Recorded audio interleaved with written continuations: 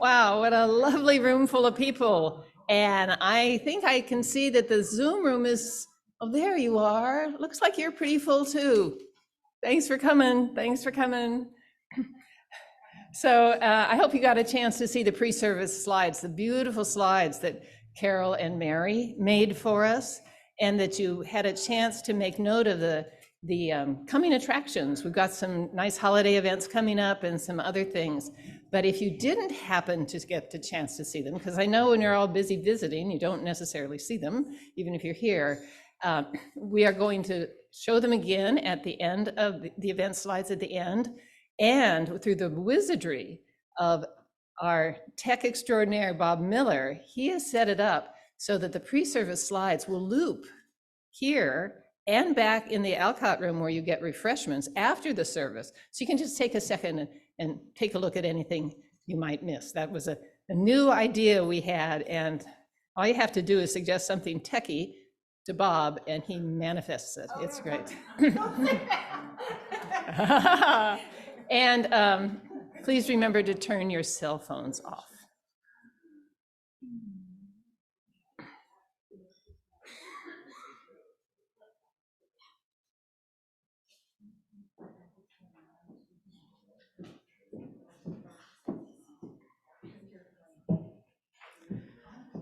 We place this basket of black oak acorns on our altar in acknowledgement of the indigenous people of this area, the Nisenan, who never ceded, never yielded their land.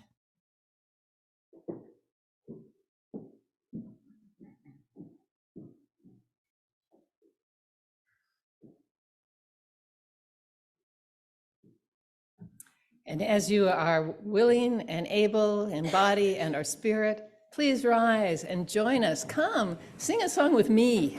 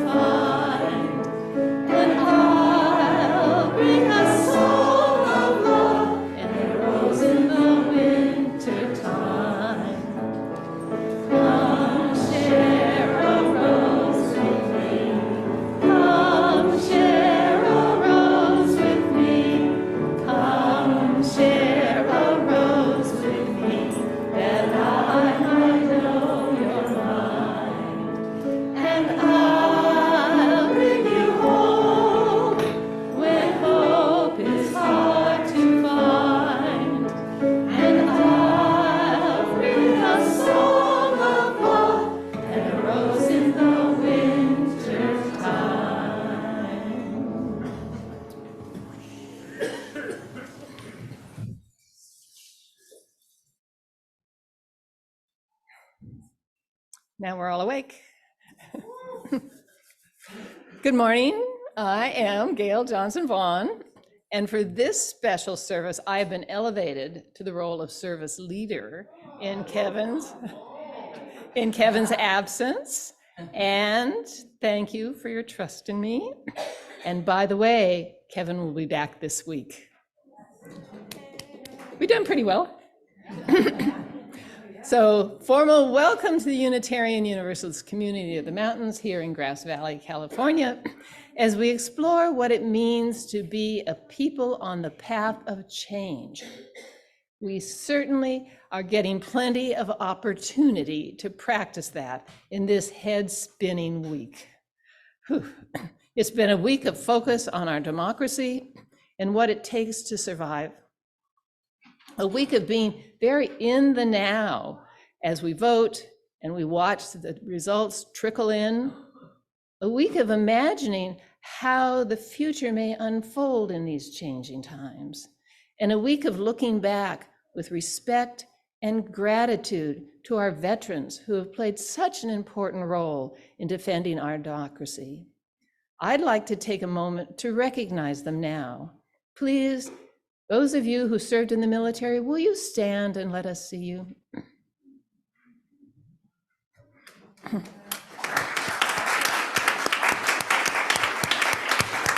And those of you on Zoom, you can put a little note in the chat and let us know that way as well. Thank you. Thank you for your service. This moment of welcome is something that changes only in the depth of our hearts. Each of us is welcomed and wanted. Young, not so young, new to us, or very been around for longer and longer. Whatever our race, our age, our size, our history, our pronouns, whatever our physical or mental health might be, who we love, how we pray or don't pray, whoever you are welcome here. And I especially want to welcome Tracy Pepper, who is our newest worship associate. I am so glad that we are here today together.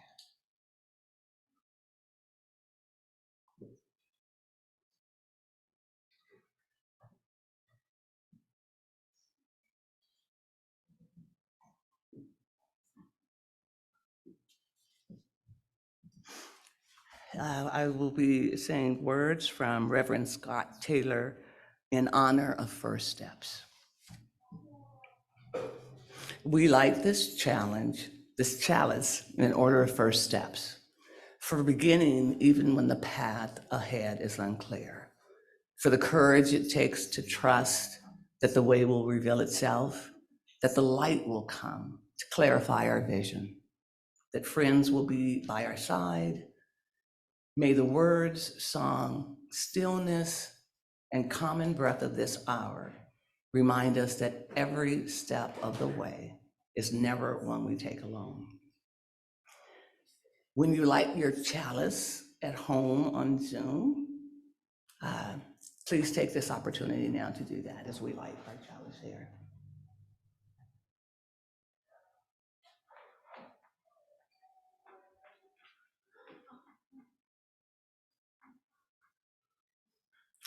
Today, I'm going to tell a story about a girl who was searching for a porpoise. Now, as you probably know, a porpoise is a sea mammal, smaller and shyer than dolphins. They're more difficult to find, but porpoises are very important. Wait, Tracy, sorry, but I think in light of Tuesday and the election and everything, I think this is supposed to be about finding a purpose, not a porpoise, a purpose. A purpose? Yeah, a purpose. Oh, oops. Well, do you mind if I tell my story anyway? Because it's all I have right now. I mean, Sure, go ahead. Thank you. So, there was once a girl named Amira, and all she wanted for her birthday was a porpoise of her very own. She wished and hoped and dreamed of a porpoise.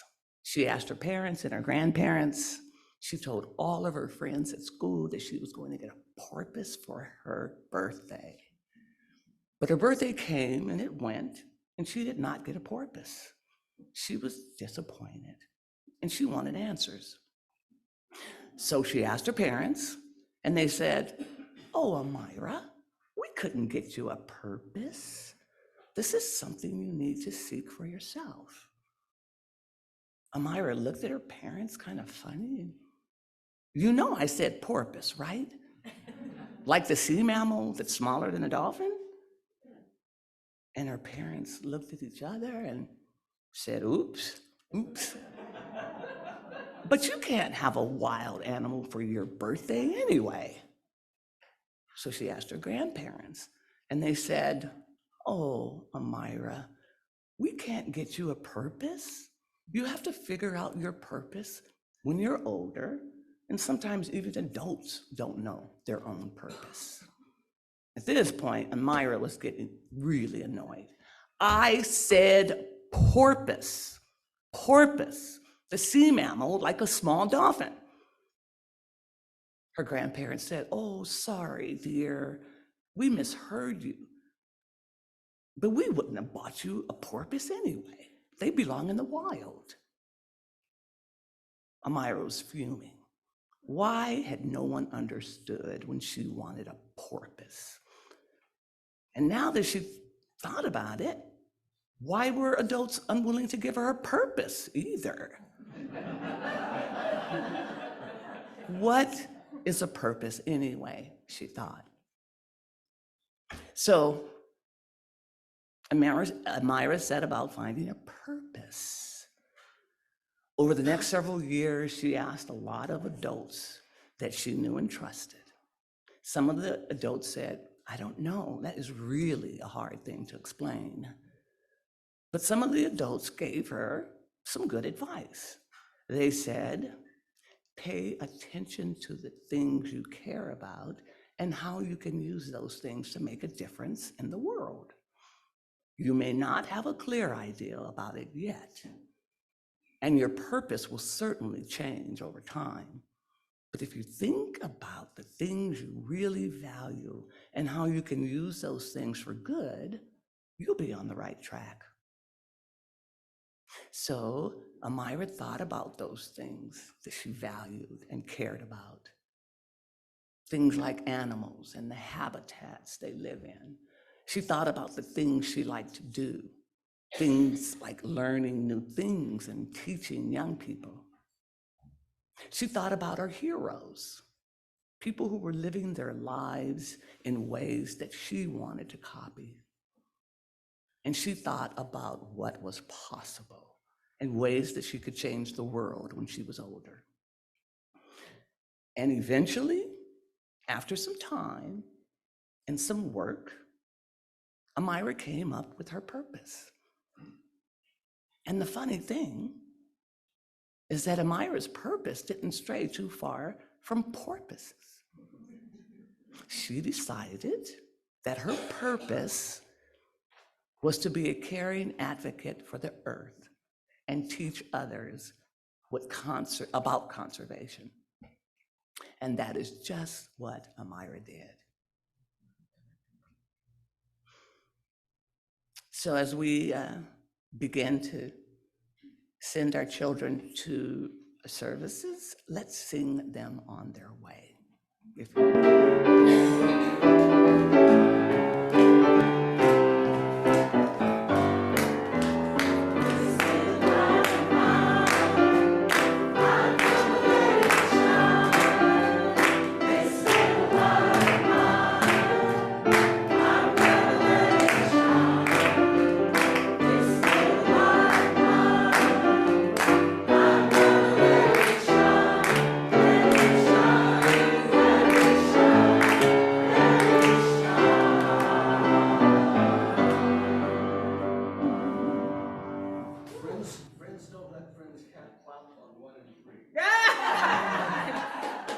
why you'll never see me clapping along, because I can't. Well, after I had spent much of the day crying, I walked into this building a couple of nights ago for a worship team meeting that overlapped with a ministry team meeting, and was warmly greeted as usual by some church friends who immediately could tell that something was up for me and quickly changed the "Hi, how are you?" to "Oh, you look like you've been going through something." And in that small, sweet, liminal moment between meetings, I felt truly held, listened to, and cared for. My pain was eased a bit. So maybe you've been crying too. There seems to be a lot to cry about lately, isn't there? Perhaps some disappointment in local, state, and nationwide election results. The passing of a beloved church elder. A local missing teenager found dead. These and so many other things pressing on our hearts and minds, stealing our breath, spilling out of our eyes. Or maybe your tears aren't quite ready to come out, and you manage to keep your game face on straight, even though you are feeling less than great. Or, this could have maybe been a really great week for you, and you're truly feeling optimistic, healthy, happy, both and. Here at UUCM, we strive to be a place where we co-create a caring, loving community, holding space for ourselves and each other through a wide spectrum of feelings. And we have a long-standing ritual that we perform together most Sundays, made sacred by our intentions. These stones here on the table, brought here by some of us, are small stand-ins for what we are carrying with us today, whether joy or sorrow or a mixture of both and. We allow the rock to absorb it, and then we release it into the water held in this bowl.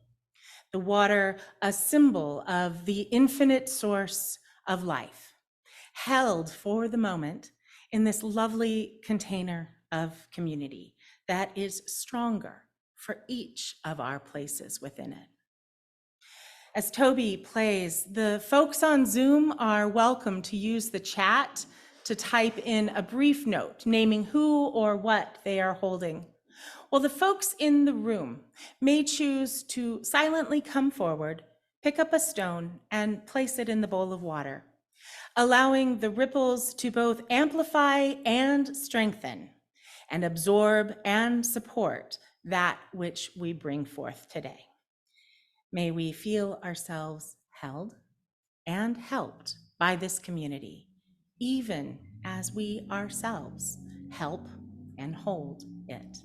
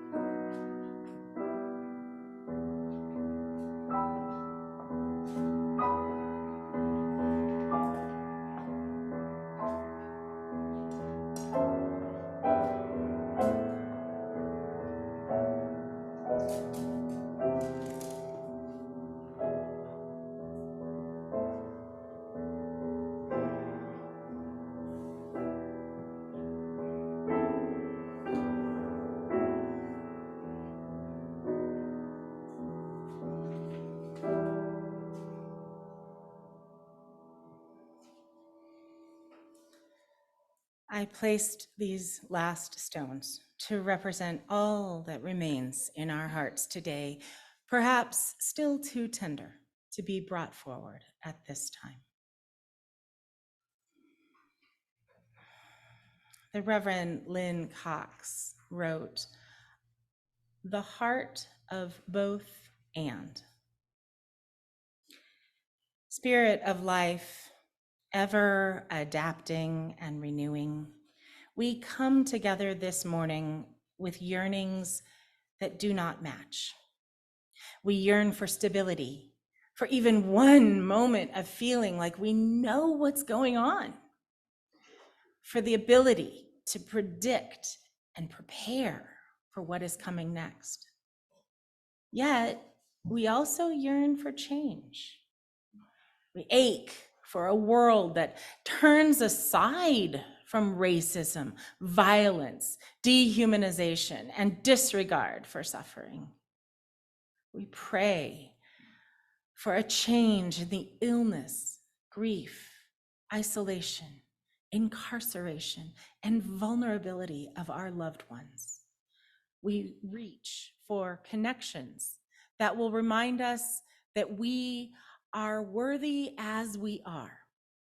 And we reach for connections that will help us to become our best selves. Hold us in the heart of both and. Cradle us in the mystery. Cherish us in the eternal presence of love, and encourage us on the path of growth and development. As individuals and as a people, help us to become who we are called to be. Lead us to open pathways to deeper wisdom through reconciliation, self-respect, and mutual respect, compassion, owning and making amends for our mistakes. Source of wonder, move us to express and live in gratitude for the beauty of this world, the loving people in our lives, and this day of possibility. To this, we add the meditations of our hearts as we enter into a time of silence.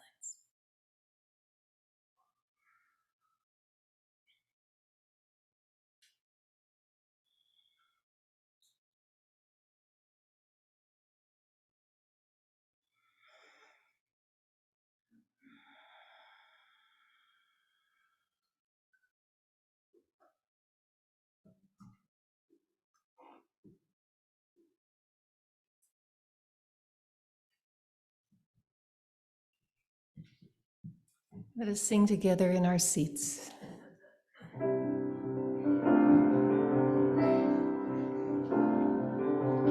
When I am frightened, will you reassure me? When I am certain, will you hold my hand?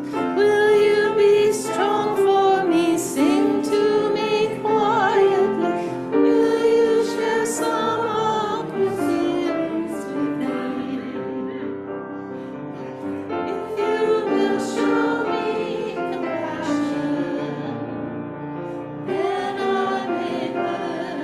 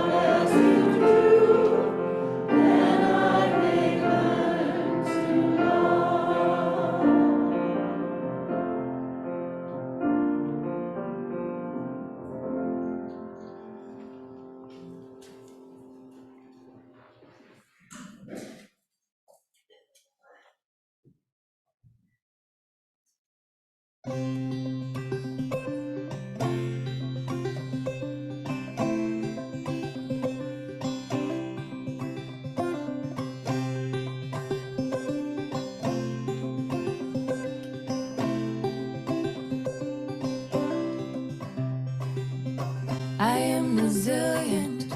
I trust the movement. I negate the chaos, uplift the negative. I'll show up at the table again and again and again. I'll close my mouth and learn to listen. Whoa, whoa, oh, oh. Whoa, whoa, oh, oh. Whoa, whoa, oh, oh. Whoa, whoa, oh, oh. Whoa, whoa, oh, oh. Whoa, whoa, oh, oh. These times are poignant, the winds have shifted. It's all we can do to stay uplifted. Pipelines through backyards, wolves howling out fronts. Yeah, I got my crew, but truth is what I want. Realigned and on point, power to the peaceful, prayers to the waters, women at the center, all vessels open to give and receive. Let's see the system brought down to its knees. Whoa, whoa, oh, oh. Whoa, whoa, oh, oh. Whoa, whoa, oh, oh. Ooh, ooh, ooh. Whoa, whoa, oh, oh. Whoa, whoa, oh, oh. Whoa, whoa, oh, oh. Ooh, ooh, ooh. Ooh, ooh, ooh.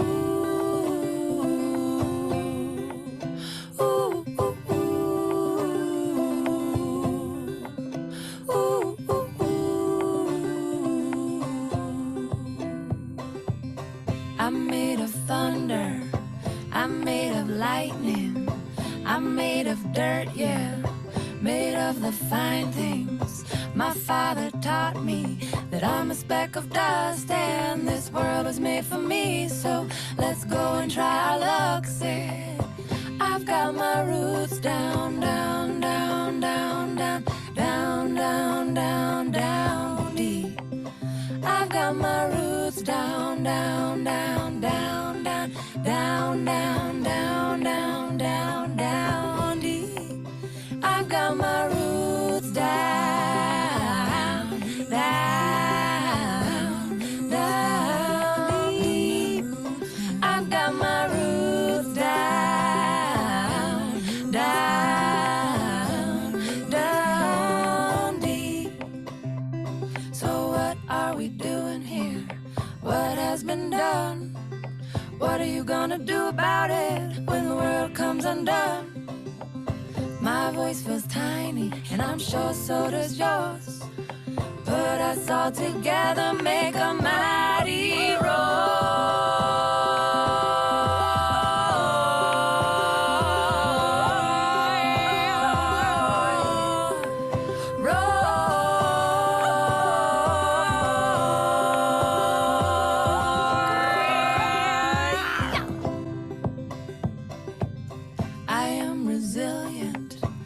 trust the movement. I negate the chaos, uplift the negative. I'll show up at the table again and again and again. I'll close my mouth and learn to listen.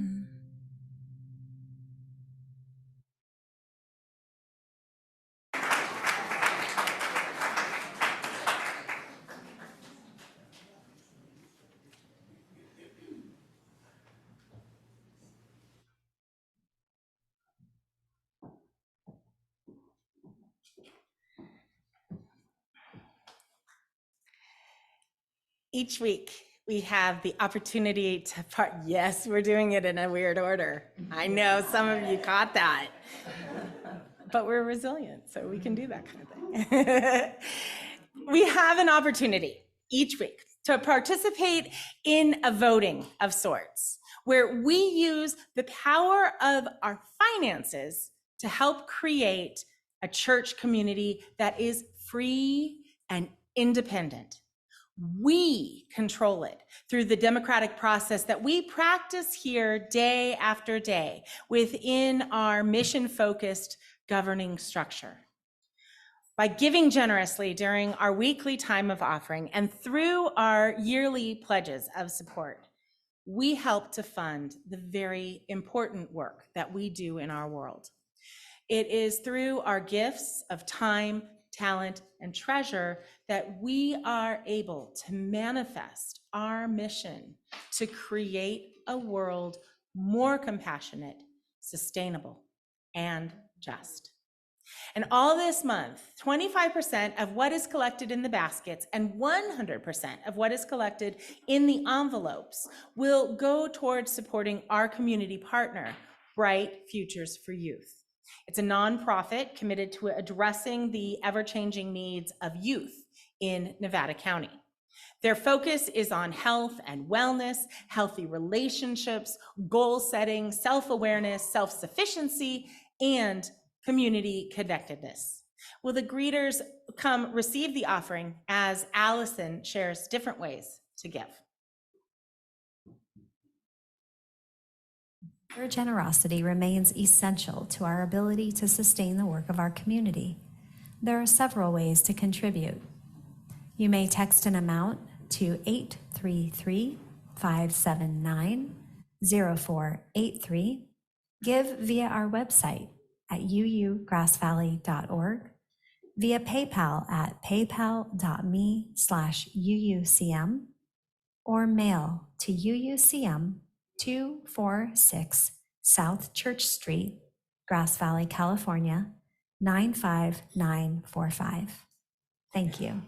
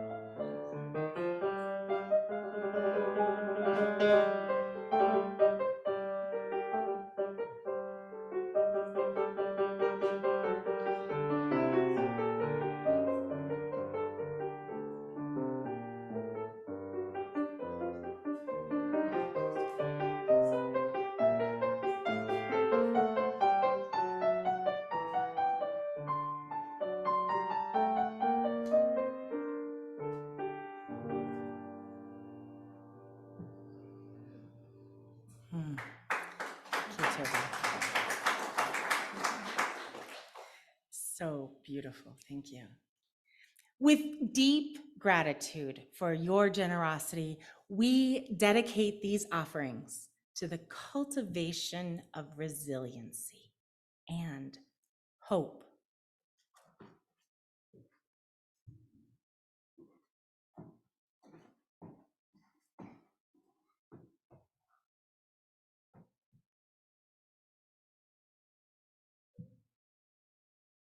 Next slide.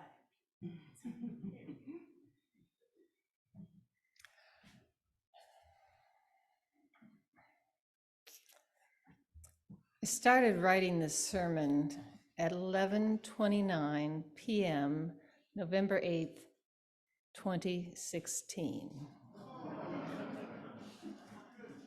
Many of you remember that moment of despair. I didn't even sleep that night. I didn't even try. I knew it was beyond my reach. My worst fear,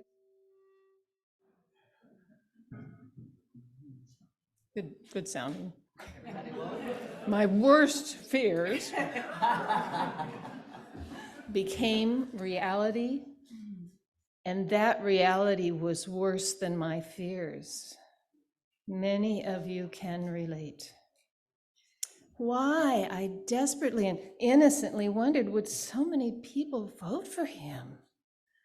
Surely, I thought, once I recovered my brain enough to think, if we can get through these 4 years, everything will be all right. Wrong.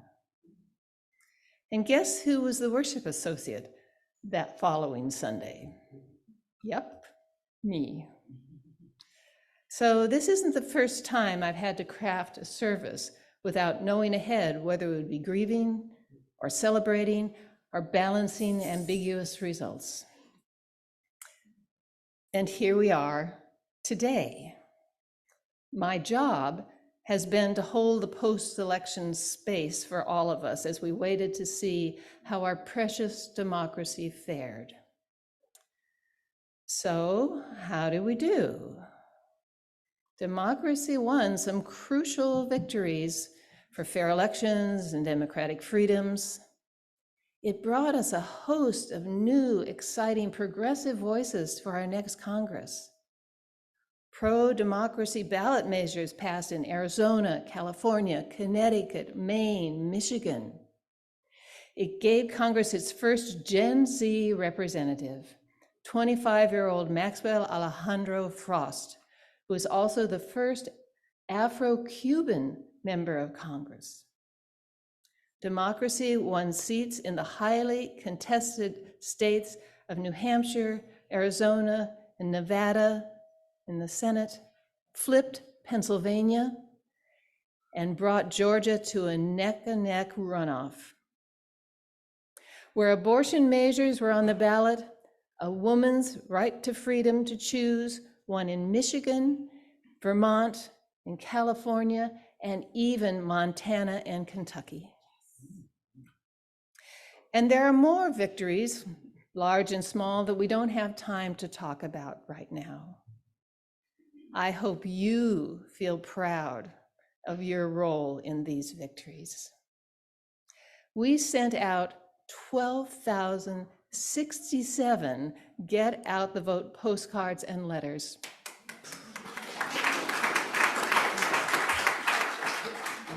They went to registered infrequent Black voters in Maxwell. 4,507 of them went to registered infrequent Black voters in Maxwell Frost's congressional district. That's where we sent those letters. And 4,100 in Georgia. Stand up if you participated in that effort. And wave if you are on Zoom. So stay standing, please. We sent over 4,000 Get Out the Vote texts. Stand if you participated in that effort. My husband is standing at home for you know. No, keep standing. I want to fill this room. Everybody's going to. We made more than 2,300 Get Out the Vote phone bank calls. Stand if you're part of that. Okay. Thank you all for your work to save democracy, and keep standing. Some of you were poll watchers. Stand up if you were part of that. And thank you for your work to save our democracy. And if you feel lost in the crowd in there, you can wave for any of these. We supported the League of Women Voters in their candidate forums and delivered their Get Out the Vote yard signs and flyers. We joined with partners across the nation to confront voter suppression. And even more of us supported campaigns with the campaigns of candidates of our choice. And if I missed the way you participated, like funding some of those things, stand up now. Okay. So let me see with a thumbs up or down, anywhere in between, how it felt to participate. Right on. And let me see with your thumbs if you ever got tired doing yet more postcards and letters and did them anyway. You can sit down now. Yes, we are an important part of this powerful grassroots effort to prevent that red wave from sweeping across our nation after dire pre-election forecasts of a right-wing sweep. All that is good news. Yes, and the election is not over yet, and you have a role in getting the registered Black super voters in Georgia out to vote in the December 6th Senate runoff. On Friday, Nancy Finley and I prepared 100 postcard packets. They're in the foyer and in the back where you get refreshments. Please take one or two and invest another hour or two in our democracy. It really matters. I know I can count on you. We're going to have a postcard party in the library afterwards if you want to get a head start. So what now? Well, the truth is, our democracy remains in grave danger. The fact that things worked out relatively well shows that our democracy can survive, but with extremist, fascistic movement across the country continuing to gain steam, a movement that will make it harder for people of color to vote, will sabotage our elections, and has already demonstrated a willingness to use violence, there is no guarantee that our democracy will survive. That's frightening. And as much as we don't want it to be, it's true. Barack Obama reminds us that democracy is fragile. You have to tend to it. You have to fight for it. And Andrew Lee in Anti-Racist Daily reminds us that even though the Democrats pulled off better night than expected, avoiding the anticipated red wave, right-wing forces are whitewashing history, attacking trans and gender nonconforming people, destroying reproductive health care, all amidst the threats of an escalating conflict in Eastern Europe and signs of impending economic crisis.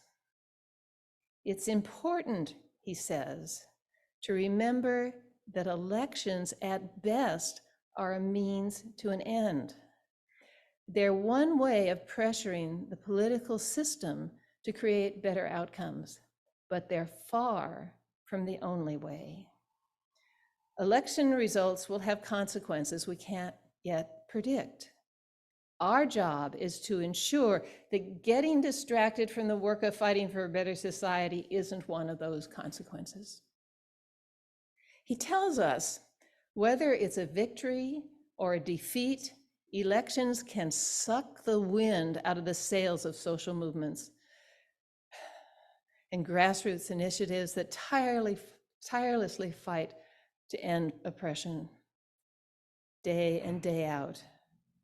If we're only engaged leading up to Election Day and passively celebrating or despairing at who won the midterms after the fact, no politician has the incentive to do a better job. It always means that every social movement would have a 2 to 4 year expiration date. That's why Dr. August Nimtz of University of Minnesota has wondered whether elections might, in fact, be the graveyard of progressive social movements.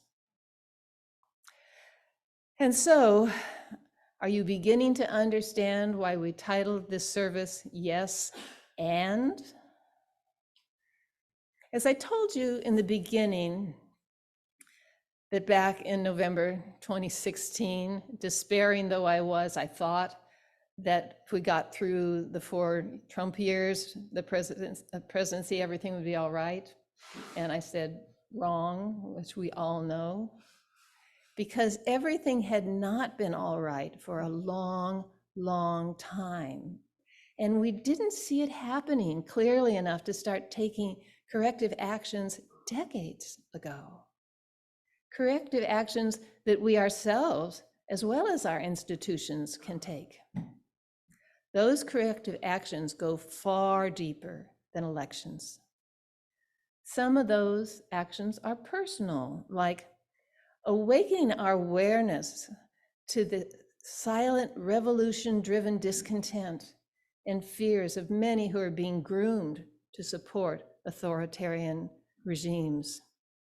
Actions like, as are articulated in the words of George Lakoff, to bring consciousness and the consciousness of the deepest of our beliefs, the deepest of our beliefs and modes of understanding, and then learning to express what we really believe in a way that will allow others like us to understand what they most deeply believe, and then act on those beliefs. Let me say that again.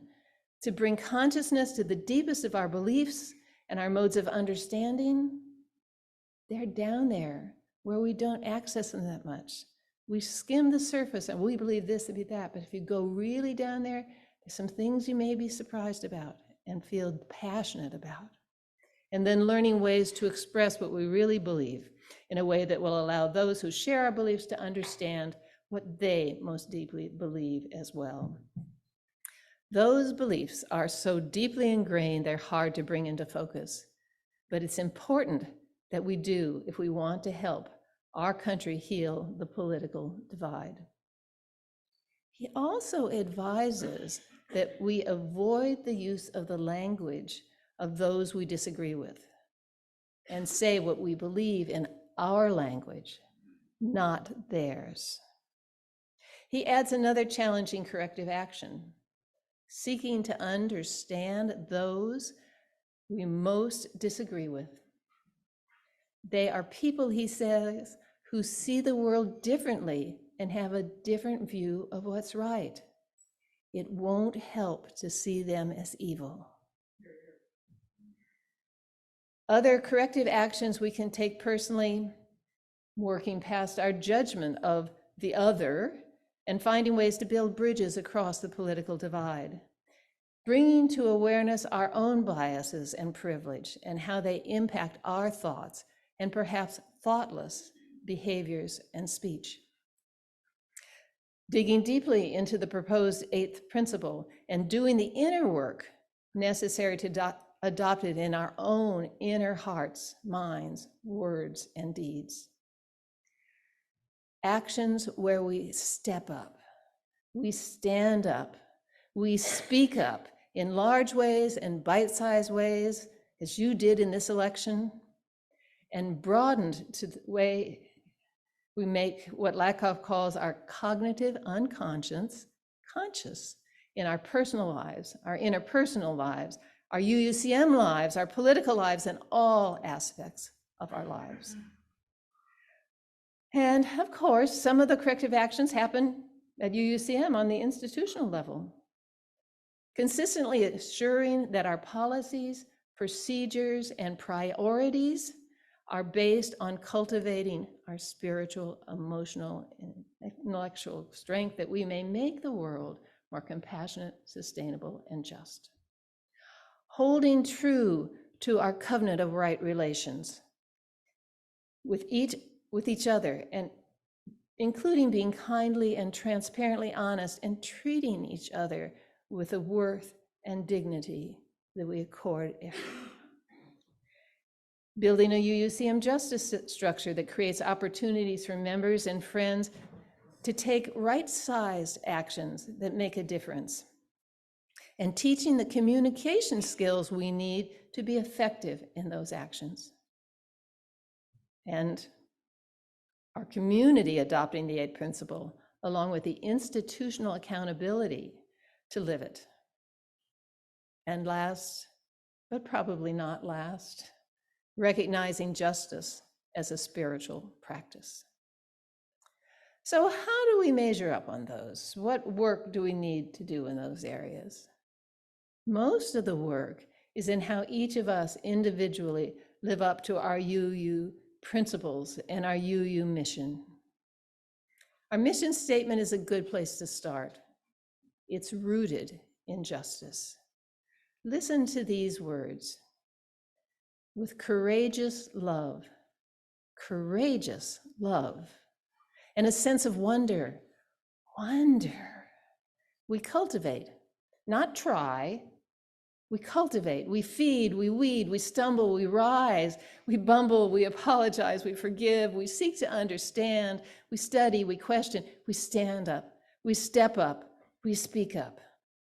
In other words, we cultivate our spiritual, emotional, and intellectual strength.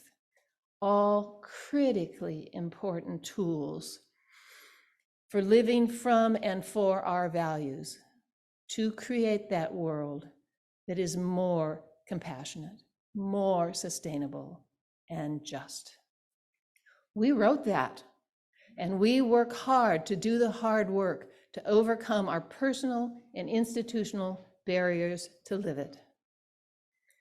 We have so much to be proud of in our work to defend democracy this election season. And that work continues with postcards to get out the vote for Georgia. This is sacred work, and it does not end when the ballots are cast. This is justice as a spiritual practice. And yes, and our democracy remains in grave danger, and the fight for fundamental freedoms is not over. We have to build on this momentum, and while we'd really like a porpoise, what we need is to embrace our purpose as defenders of democracy in all the small and large ways we can find. We will not sit back idly now that most of the ballots have been cast. We will not assume that the battle for democracy has been won. We will not quell our anger at the macro wrongs and the micro wrongs that have been done and continue to be done every day. We will show up, we will stand up, we will speak up.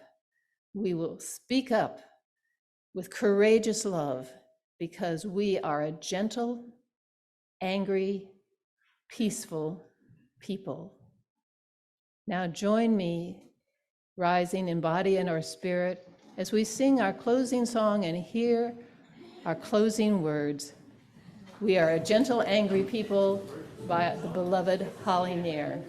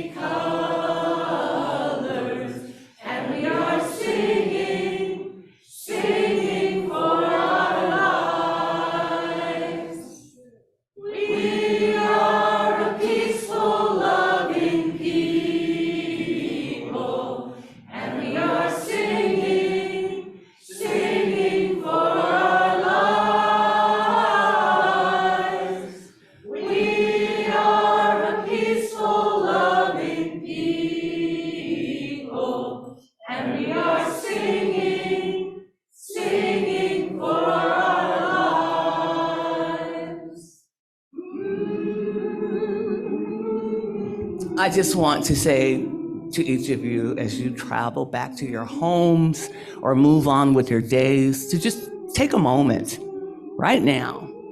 Take in the sounds of this room.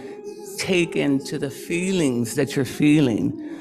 Look at your comrades, or something that you've learned from this morning, some emotion that you had. And when it gets discouraging and seems absolutely impossible, bring back this moment right here where you know that we're thousands and thousands of people who've worked with you over lifetime to try to find what it means to be a peaceful person, what it means to be a person who works for justice, what it means to be someone who holds the weight of the hard and at the same time holds the weight of the spectacular beauty of what goes on in this planet.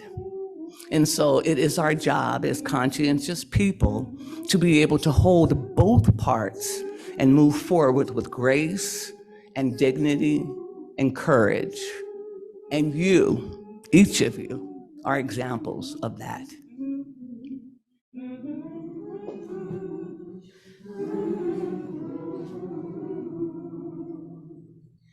We are peaceful, loving people, and we are singing, singing for our lives.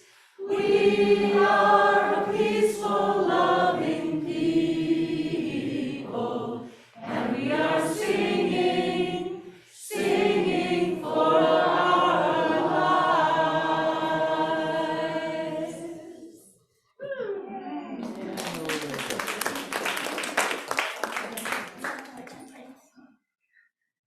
Wow. Great service. Thank you so much, first of all, to Gail Johnson Vaughn for staying up all night, night after night, to prepare this service for us. Welcome, Tracy, to the worship team. We're so excited to have you for so many reasons.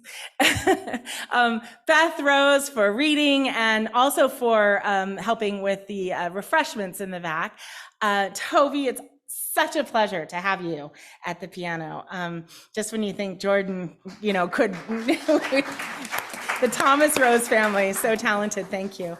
Let's see. Oh, Andy and Paul back on the AV team and also aided with help from Bob Miller and of course, Siobhan Boylan. Let's see, what else? Oh, George Dunstan's on our production crew. Kevin Tarsa did some video editing before he left. He did not do this during his sabbatical. Eileen, thank you so much for being on Zoom. And Shanti with this gorgeous setting. The leaves came in this morning, so gorgeous. Jean and Gwen and Penny back in our greeters and ushers. Rain helped with the refreshments, as well as Shannon, Susan Merrill, Magdalene Florence. And then up at Kids Connection are Renee Wiley and Corey Silva. And so grateful for everyone for standing up, for showing up week after week to prepare these services. Thank you very much. Also, be sure to watch the announcement slides after the community benediction. New thing.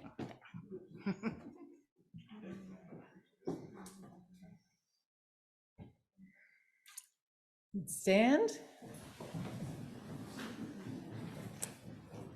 And join us as we carry the flame of peace and love until we meet again. And watch the announcement forms. I moved them to the end, so you must watch them. Music can be. We're going to do a holiday giving project. Laura has taken that down already, so too bad. And do spend some time on the website.